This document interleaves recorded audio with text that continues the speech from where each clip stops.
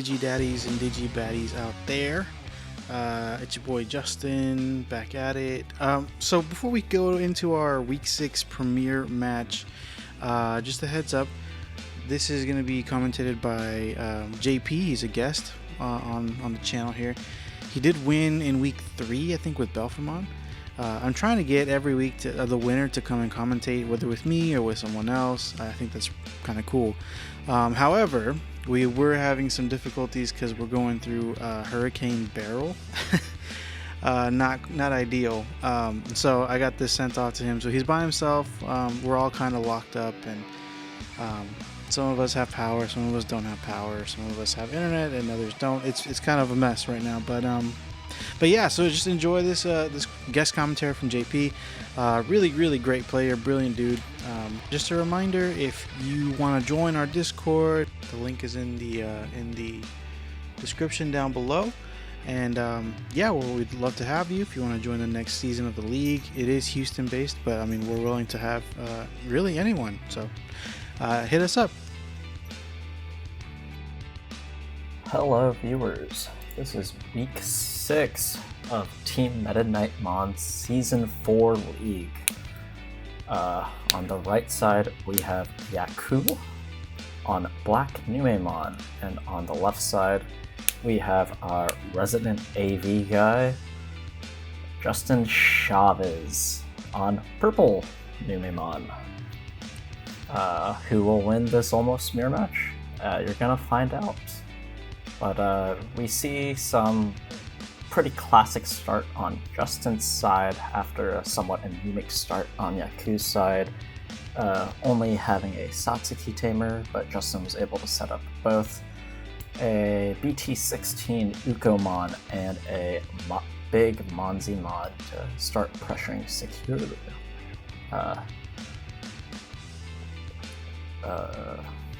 Yaku puts down a Louis from the movie pack and passes turn over that, guessing there's no luck over there on the rookies, or even just decent Digimon to sort of control the board. We'll see if he can find a way out of it though. Justin starts coming up the line with the Uko, the Mons X, another Uko in the back, and hard playing a Gabumon from the starter deck. And he just starts swinging at security, because in this aggressive matchup, there's really not too much else to do. Taking advantage of the purple BT15 Demi-Mera egg to cycle through more cards, and this might be all the advantage he needs to keep Yaku out of it altogether. He lanes down a Numemon X and another Gabumon, which, if nothing is done about it, will just clean up the rest of Yaku's security altogether. We see a regular Numemon, and then a Numemon X, and then a Congo from Yaku. Notably, our league has sideboards. I don't know if the Congo came from a sideboard or if he was already mainboarding it, but Congo being a perfect way of stopping a deck such as Numemon from swinging for game and maybe buying you that needed time, since most of the Nume deck starts at play cost 7 or less. Notably, Congo only stops Digimon from attacking players, not Digimon themselves. Not that the Numemon X is suspended or not at this point. Justin cycled through another set of movie Ukomons, looking at this 5 memory and really trying to maximize some plays here. He hard plays the Platinum Nume as if to say, okay bud, I have 6 attackers, you have 2 security, show me what you got. Yaku's pondering a little bit, and he just slams down a Death X for what's that? 5 memory total? Yeah, and that cleans up just about everything except the Platinum Nume. And this might be all he needs to get into the driver's seat. Slotting in Satsuki for jamming on the Nume X for a clean hit. Sort of trying to eke out some advantage. Oh, and he sets up a Edamon, giving the minus 3k and force to attack. Justin now considers whether or not he wants to promote his Ukomon in the breeding area. Notably, Edamon is such a powerful card in the Numemon deck because it sets up the Valkyrmon trap. And as they're both Numemon players, I'm sure Justin is very aware of the fact. He does push up, gains the memory, hatches the egg, and then now is the start of the main. He must attack with Platinum Nume. Oh, and it seemed there was in fact no trap, but Yaku is saved by, or possibly saved, I don't know what else he was working with, but a Congo insecurity, so the Ukomon cannot swing. Justin does Digivolve up into a Zort defeat. A possible, though not the most common play, but awesome card from BT5. Gets rid of the Satsuki, since it would be giving an extra memory that he doesn't want to see in jamming, and Death X clears up the Uko, and he cycles a couple more cards, and he steals back a memory with his mat, controlling as much as he can at the moment. Yaku promotes up the Uko, does the BT16 Uko thing, gains the memory from Louis, starts doing the math and counting up what his attacks are, possibly asking what the on deletion of this defeat is. It is in fact on deletion, delete a Digimon. Swings into a Satsuki. Good in the fact that the Edamon lives, bad in the fact that it's in fact a Satsuki. He cycles another BT16 Uko in the raising. Notably, he has more eggs than Justin has since he had a late start on the eggs. Swinging with the Uko into a Jerrymon, aka other Numemon. Death X also coming in, heading off of Platinum Nume. And then we go into a good old Venusmon that's going to apply a blanket wide security -1 to Justin's field. And the one Digivolving effects of Digimons under security bonuses do not activate, and they cannot attack Venusmon either. And also their one attacking effects? Oh, I can't exactly remember right now. I'm just by myself right now. Notably, this game coverage took place during the aftermath of Hurricane Beryl, so things were a little bit hectic as far as getting commentary and coverage together, but I'm gonna do my best to get this awesome match commentated to the best of my ability, and we'll see. Well, hopefully in future weeks you won't have to deal with my voice anymore. Justin's considering swinging into the Death X and trading it off. I completely respect that decision, and that's exactly what he does. And then now he just needs to find something to pass turn and possibly hold off a reversal from Yaku with the Venusmon and Ukamon coming into the game. He slaps down a Psychmon, and he puts down a Gabumon. Unless the security comes in clutch here, that's just not going to do it. We do the BT16 Uko thing. I doubt it's relevant, but we get the Jerrymon. Hatch the egg, spend the Lily, gain a memory. Cycle another Uko, and we hit. We see a Zort defeat, a little too late, and Venusmon coming in for the game.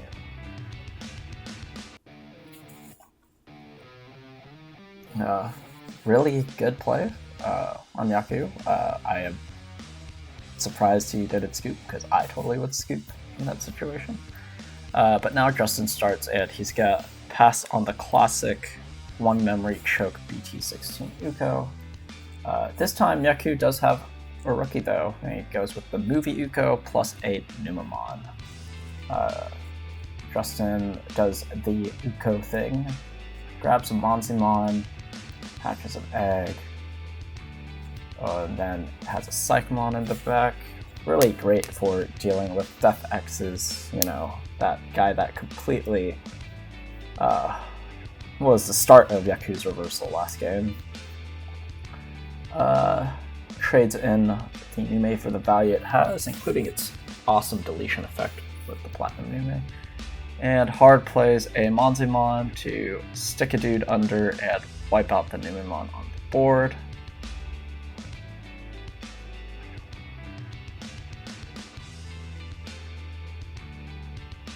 Yaku is considering pushing out the movie Uko. I wonder what's in his hand to make him make these considerations.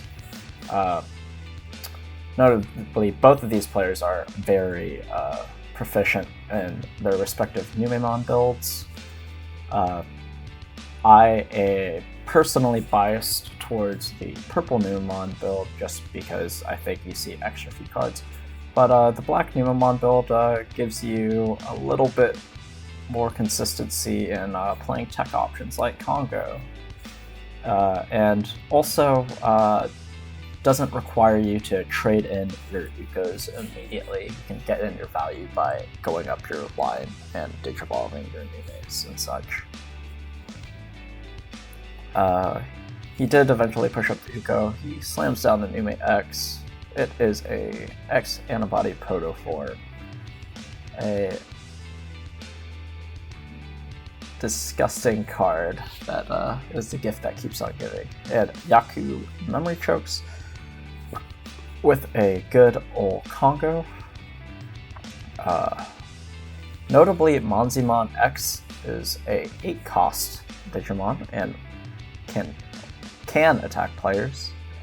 And the other Digimon can still attack other Digimon. So if I were in this position, I would probably trade off the Psychmon into the Uko. And then, of course here, with the Monzi X playing the Jerrymon by effect, it's gonna minus 6k the Nume X.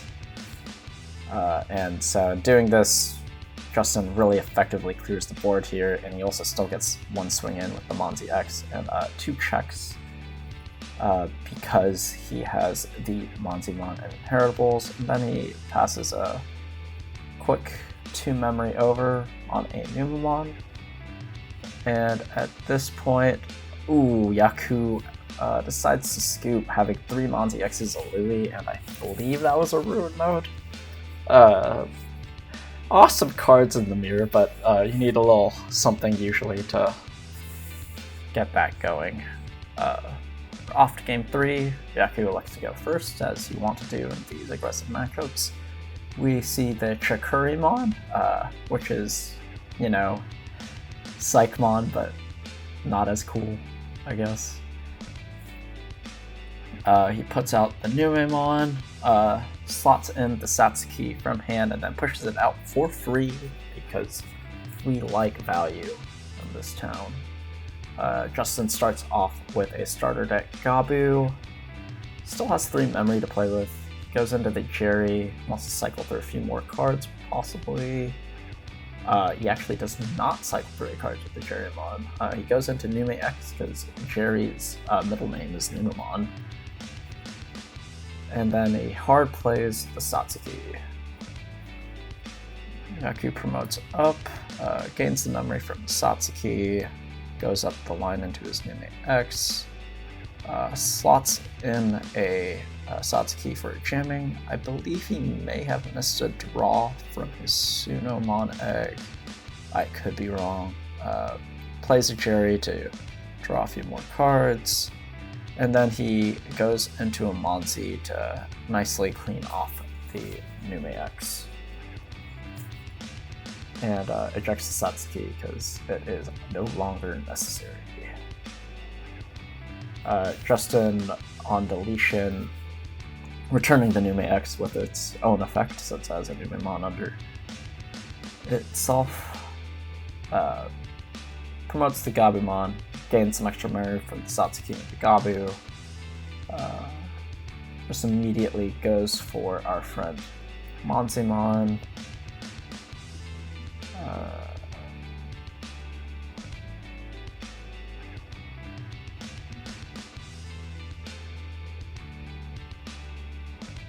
Giving the security -1 to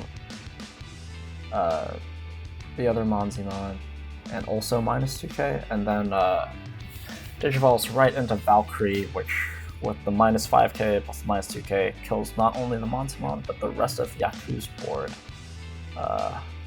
That's going to be hard to come back from.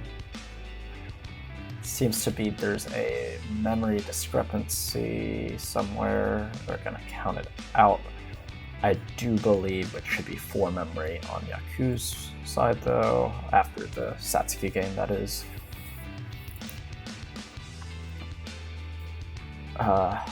Surprisingly, this has been the first Valkyrie mod we've seen, which is crazy because it's one of the strongest cards in the matchup besides Death X.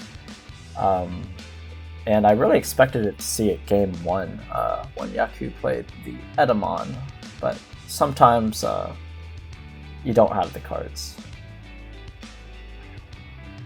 Notably, Yaku still won that game. Yaku puts down the Nume X, goes into our friend Monzimon. Notably, he does it this way so that he can see 1 more card while digivolving.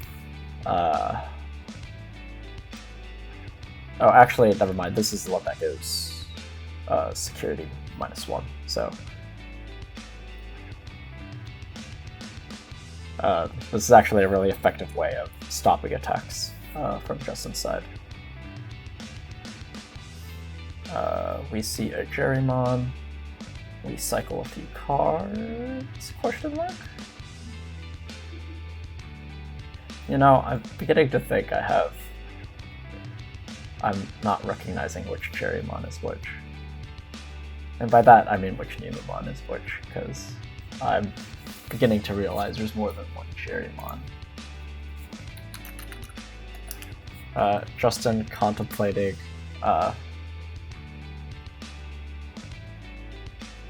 can he swing here?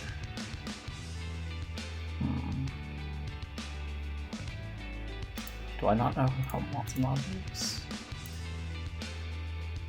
I see. So the way that Monzimon works is that it actually has to target the same Digimon with the security minus and the DP minus effect. So the Valkyriemon is free to swing, get that check, and clear off the Monzi, and then Justin goes into the RB Monzimon, which doesn't really do that much in this situation, but, you know, extra big dude probably wins the game here.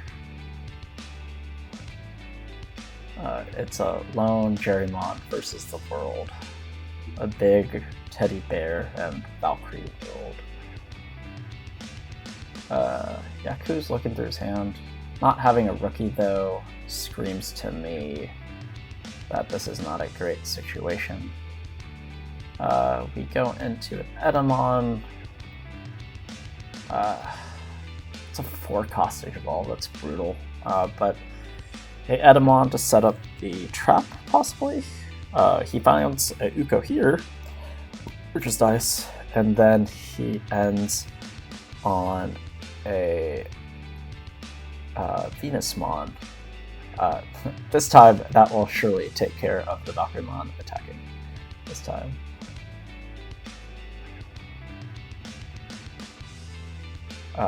Justin swings.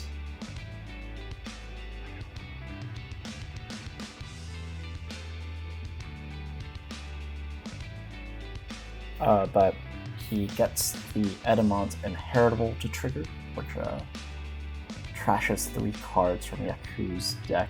I believe that Inheritable adds a card to hand or security. It can redirect attacks.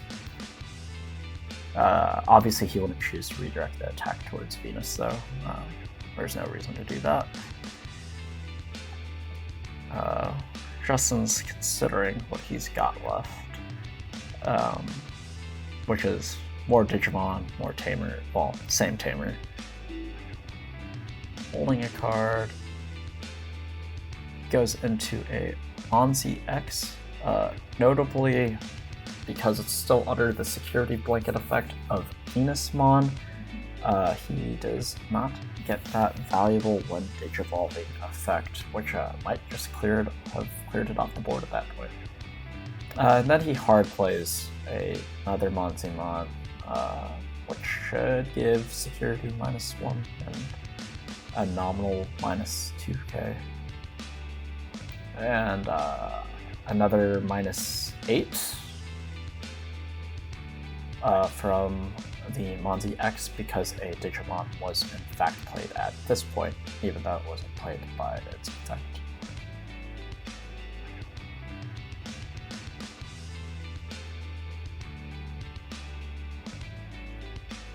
Q's staring down an ever-growing board that he has to deal with. I would say it's Death X or nothing, but Death X doesn't even really clear that much of the board here. It gets you some overflow back, so it costs you an effective 1, but otherwise it's just killing a Gabumon because it's a whole lot of level 5s down there. He pushes out the Ukomon, hatches the egg,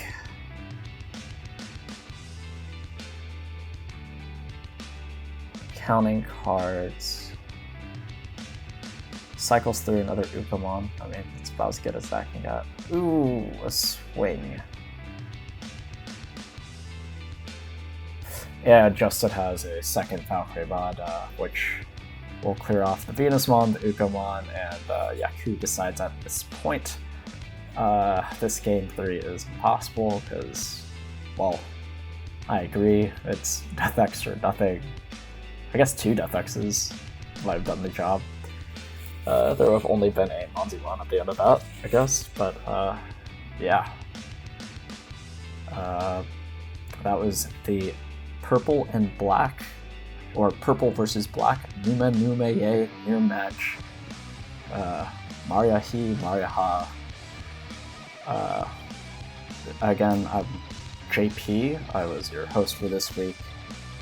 Sorry for wasting all y'all's time, and I hope y'all have a great rest of your day.